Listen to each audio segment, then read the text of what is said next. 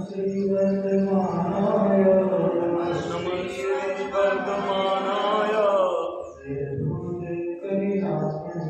निर्धूतकमलापने सालोकानां त्रलोकानां यद्विद्यादर्पणायते। जय जय जय जय जय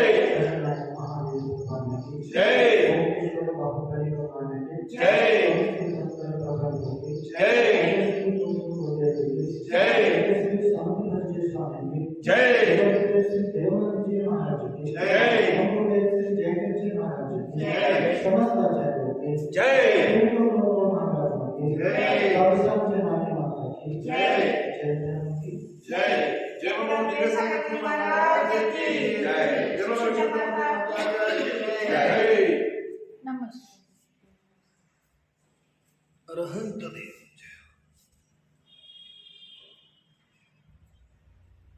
सर्वकाचरण ऐसा हो जिसे सावकाचार कहते हैं। तो हम सभी रत्नाकरण सावकाचार का स्वाध्याय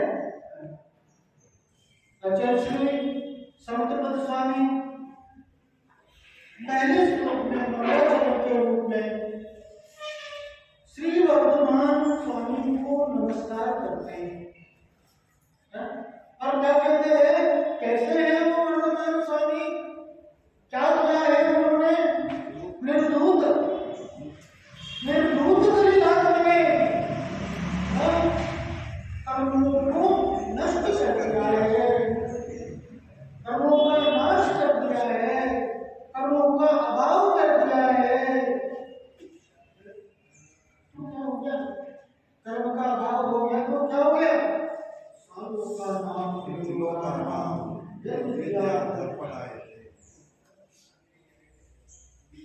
तीनों लोकालोक उनकी ज्ञान में भूत भविष्य वर्तमान समस्त गुण पर्यायों सहित उनकी ज्ञान में। दूसरी बात मैं प्रतिज्ञा करता हूँ, मैं प्रतिज्ञा करता हूँ देशकामी समीचीनम, मैं देशना करूँगा, मैं कथन करूँगा। कि ठीक है आप कहोगे और क्या कहोगे, तो समीचीन धर्म को करूँगा, समीचीन धर्म को करूँगा। कहूँगा तो सुनने वाला चाहिए ना, सुनने वाला तो ऐसा है, उसकी शर्त होती है, उसकी शर्त है कि भाई मैं करने को तो सब तैयार हूँ, लेकिन मेरा फायदा क्या है, बड़ा व्यापारी आदमी है, बिना फायदा के सारा फायदा कानून भूल जाता हो, जहाँ फायदा हो वहाँ ही प्रवृत्ति होती है।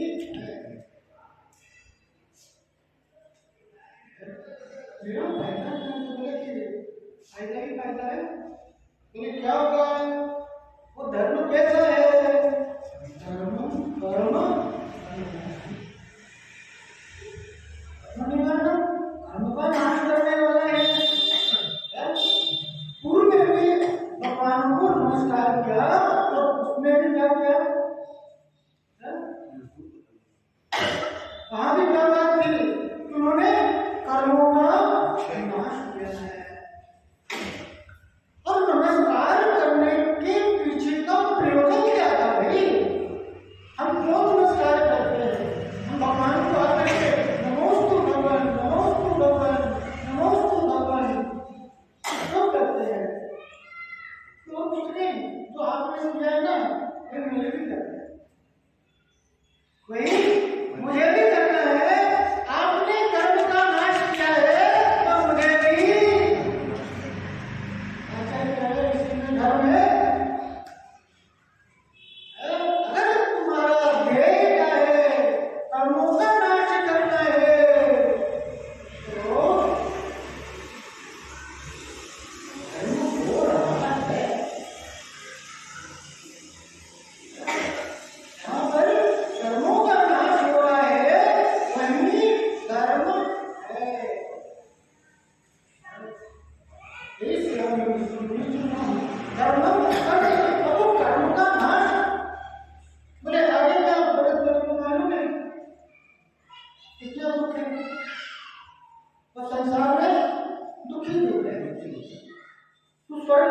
कल्पना करता है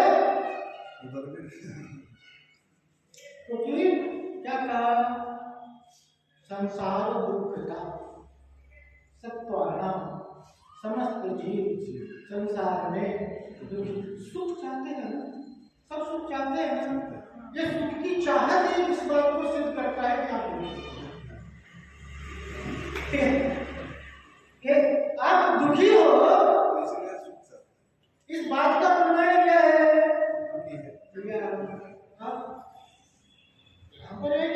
कि भाई तेरा दुख दूर हो जाएंगे और उस दुख का कारण क्या है? कर्म। और अचल तुम शामिल कर रहे हैं, ये संसार कर्म के आधार से चल रहा है और उन्होंने के संसार चक्र कहा, संसार चक्र कहा। तो कर्म का चक्र जब तक चलता रहेगा तो संसार का चक्कर लगता रहेगा। चारों गतियों में एक पर्याय से दूसरी पर्याय भटकते लोग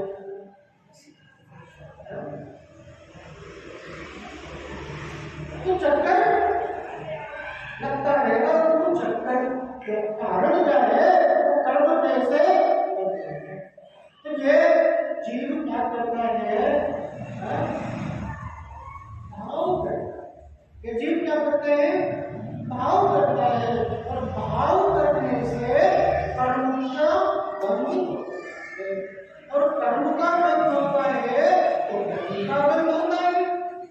कर्मानुसार वो गति में जाता है और वहां गति में क्या होता है, गति के अनुसार इंद्रियों की प्राप्ति होती है और वो इंद्रियों के माध्यम से वह विष्णु को ग्रहण करता है।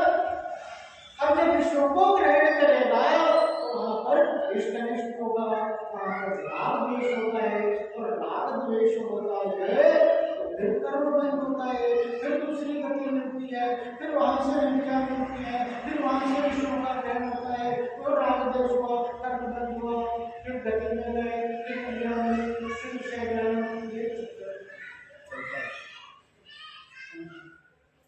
और इस कर्म चक्र को समाप्त करने का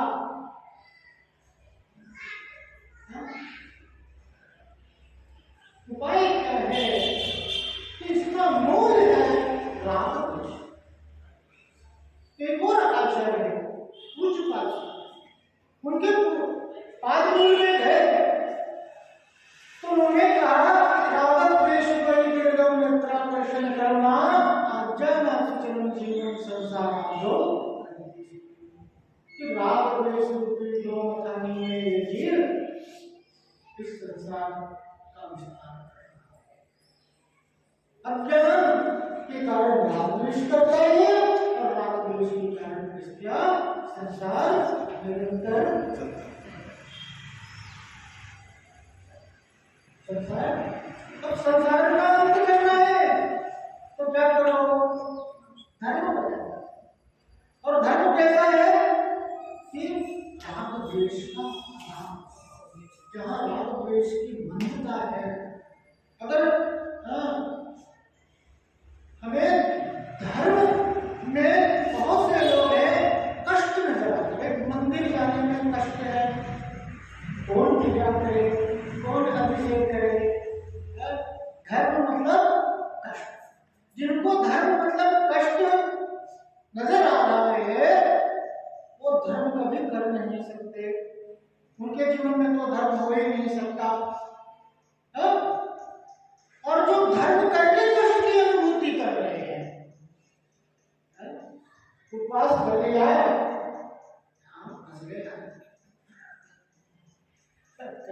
कैसे 6 बजे मंदिर जा रहे हैं भगवान,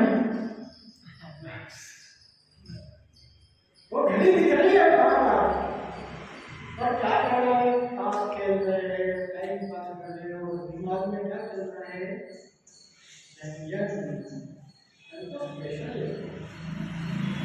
कल कल वो नहीं होता था दाल करने, कल की तैयारी चल रही 24 घंटे।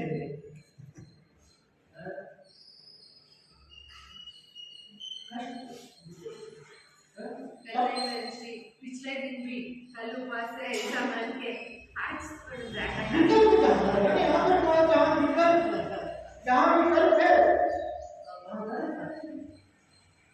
धर्म तो निराकुलता का नाम है। और आकुलता हो रही है ना, जैसे क्या मंदिर आने में कितनी जल्दी है, मंदिर आने में कितनी जल्दी है। हमें क्या करते हैं, कोरम पूरा करते हैं, हम ये काम करते हैं प्रतीक के फकीर नहीं। ये जैन धर्म है, यहाँ प्राथमिकता तय करनी पड़ेगी। क्या आवश्यक है, जल्दी जल्दी में तो पूरा नहीं तुमने यहाँ तो क्या अंदर तो उपयोग से क्रिया का नाम धर्म नहीं है, क्रिया की प्रतिक्रिया होनी चाहिए। अगर तुम्हारे अंदर राग द्वेष हो रहा है, तुम्हारे अंदर कषाय हो रही है, तुम्हारे परिणाम निर्मल नहीं है, और सबसे ज्यादा क्या होता है, इसकी ताकत क्या है, इसका नाम है मनुष्य। और मनुष्य वही कहलाता है जो मान से सुसज्जित होता है, जिसके अंदर में मनुष्य तभी बना हुआ है जिससे मान ईश हो। वह क्या है, मनुष्य। वो अहंकार लेकर पैदा होता है, और धर्म भी अपनी अहंकार की पुष्टि के लिए करता है, क्योंकि सबसे ज्यादा अगर कोई अहंकार को पुष्टि करने का माध्यम है तो वह है धर्म। आप धर्म का चोला धारण कर लो और सबके मस्तक पर विराजमान हो गए, सब सिर माथे लेकर के आपको घूमेंगे, बड़ा आनंद आता है। मजा आ गया। अरे क्या मजा आ गया, लोगों में तुम्हारा नाम हो जाएगा, लोगों में वाहवाही हो जाएगी, कुछ नहीं होने वाला। अरे जिनको कोई जानता नहीं है, जिनके कोई नाम लेने वाला नहीं है, रोज हम उनको अर्घ्य चढ़ाते हैं। इस दुख से इतने कोड़ा कोड़े मिला पहुंच गए, कोड़ा कोड़े मिला में इतने आगे कौन जान रहे हैं। लेकिन महावीर भगवान के सुख में और उनके सुख में कोई अंतर है क्या?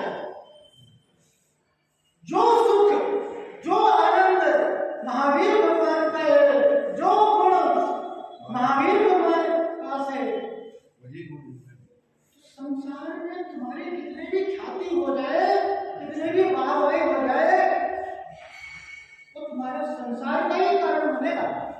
यहाँ तो संबंध मोक्ष से है। क्या करे, संसार दुखता सत्ता नाम यो धरत उत्तमे सुखे, उत्तम सुख में रख देगा। अपने यहाँ शिकायत होती है कि हमारे भगवान को इस तरह की है, वो कुछ देते हैं, उनके पास तो जाओ, तो कुछ देते नहीं है। लेकिन ध्यान रखना, यहाँ उत्तम सुख की बात हो रही है, और वो उत्तम सुख कैसा सुख है, जो संसार के उत्तमोत्तम सुख को दिलाता हुआ और सर्वश्रेष्ठ सुख मोक्ष को दिलाता है।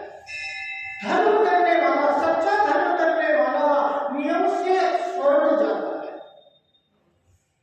अब सबसे उत्कृष्ट अमृत का सुख देने वाला जो धर्म ही है और कोई दूसरा माध्यम, तो संसार में तुमको कितना सुख चाहिए, तो तुम्हें सुख लगता है ना, वो सब धीरे धीरे के चरणों में है, क्योंकि वो सुख के स्वामी हैं। सुख उन्हीं से ही उत्पन्न होता है।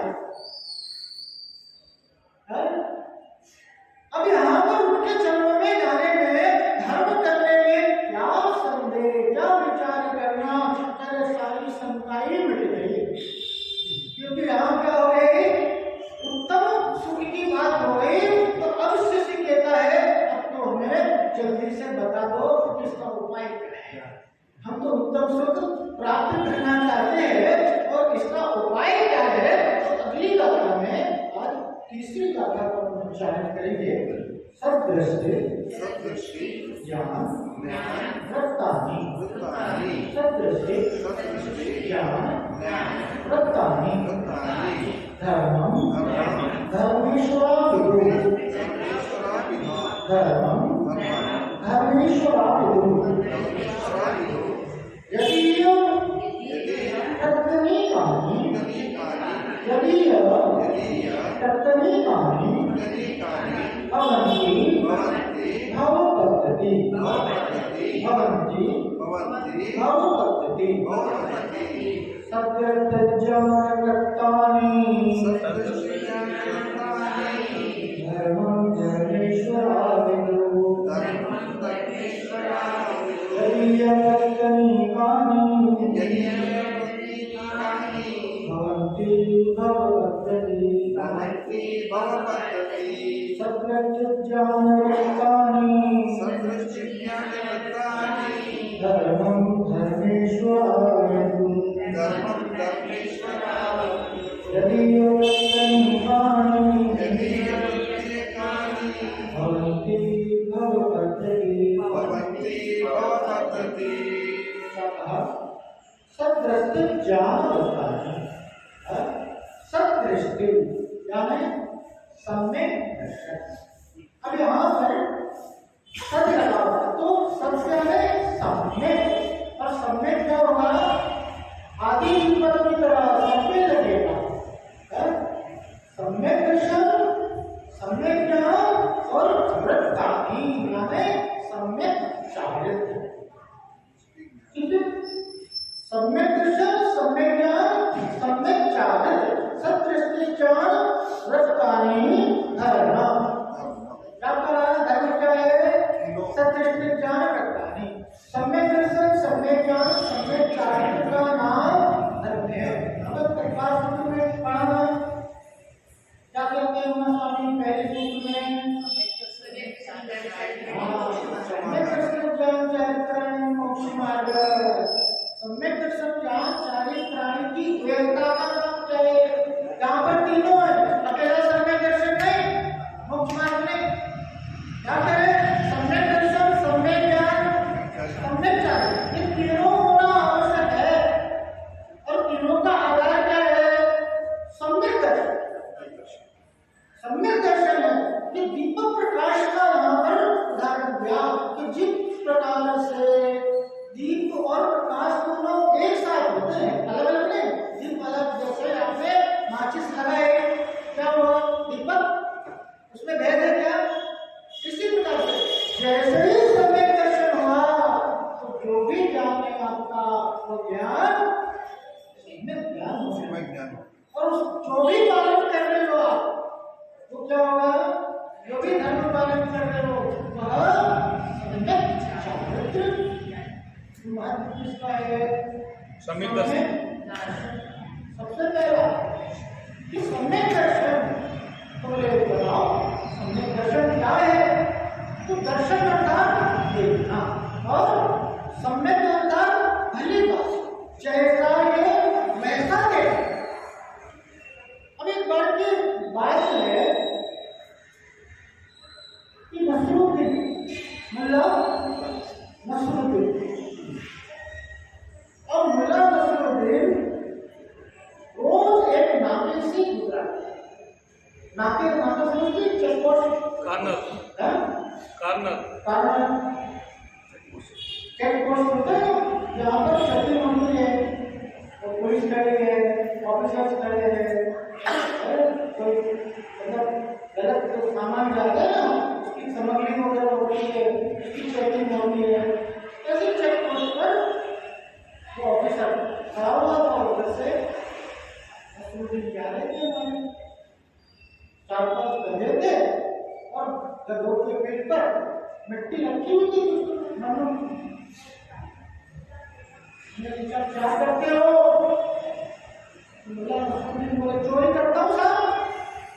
अरे चोरी करते हो चेकिंग होगी तुम्हारी तो वो चेकिंग करा और गधों की चेकिंग क्या निकला मनु अरे बड़े चोरी चोर क्या चोरी 2 किलो प्लास्टिक मनु ऐसे रखे हुए ये भी तो पकड़ने जैसी चीज है।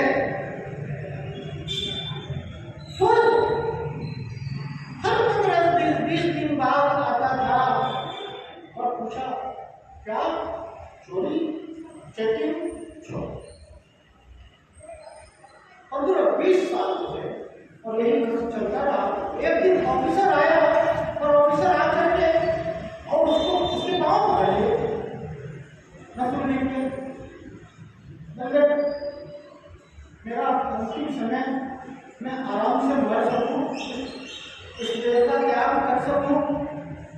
मेरा एक शंका है, मेरा एक मलाल है, जो मैं लेके नहीं जाना चाहता, उसको खत्म कर दे।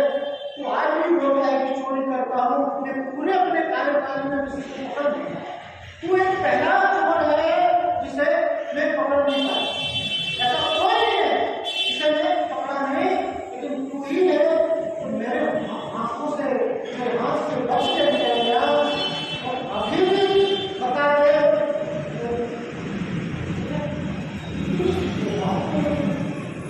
अरे आप हम लोग को देखते रहे, गधों की चोरी गधों की चोरी करती है कि जो होता है वो दिखता नहीं, और जो दिखता है वो होता नहीं, और उसे देखने में देख लेता, जो सत्य को देख लेता है। तो ये सम्यक दृष्टि, सम्यक दर्शन की बात हो रही है। और सम्यक दर्शन क्या है? जैसा है वैसा देखना, जो सत्य है उसे देखना। तो इस सत्य के नाम पर तुम असत्य, सत्य के नाम पर जो असत्य हो रहा है वो सत्य हो रहा है, उल्टा हो रहा है। तो सम्यक दर्शन क्या है? कि जैसा है वैसा देखना। और आचार्य कहते हैं तत्पार्थ श्रद्धानम सम्यक, कि जैसे सात तत्व हैं वैसा तो वैसा श्रद्धान। जिनेंद्र देव ने जैसा सात तत्व का स्वरूप बताया, वैसा तो वैसा श्रद्धान होना क्या है? सम्यक दर्शन है। वैसा तो वैसा देखना। अब ये सात तत्व जानते होंगे सब, जीवन वासना संबंध याद है सबको? लेकिन याद हो गया तो समय दृष्टि हो गया क्या? तो पर्पस बताना समय दर्शन और तत्व याद है को आश्रम संबंध क्या होता है इतना डिटेल में, लेकिन क्या याद होने को वो पर्याप्त है क्या? सम्यक दर्शन तो भाव भाषण का नाम है कि उसकी अनुभूति हो रही है। आपको ऐसा लग रहा है नहीं कि आश्रम हो रहा है? आपको ऐसा लग रहा है कि नहीं कि बंद हो रहा है? आश्रम क्या हो रहा है ये जानना मात्र पर्याप्त नहीं है। रख लिया सम्यक दर्शन का जैसा है वैसा का वैसा देखना, वैसा तो वैसा श्रद्धान होना, वैसा तो वैसा विश्वास होना, वैसा तो वैसा भरोसा होना। भरोसे का नाम सम्यक दर्शन है। और जिसको भरोसा होता है ना, वहां लापरवाही नहीं होती है। आश्रम में अपना पर्याप्त नहीं है।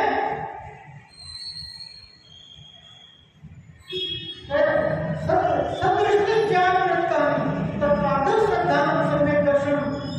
सात तत्वों का यथार्थ श्रद्धान क्या है? ये सम्यक दर्शन है। विषय बड़ा है, समय कम है, हम और आगे इसी संबंध में मिले बात करेंगे। आप कर सकते हैं जय जय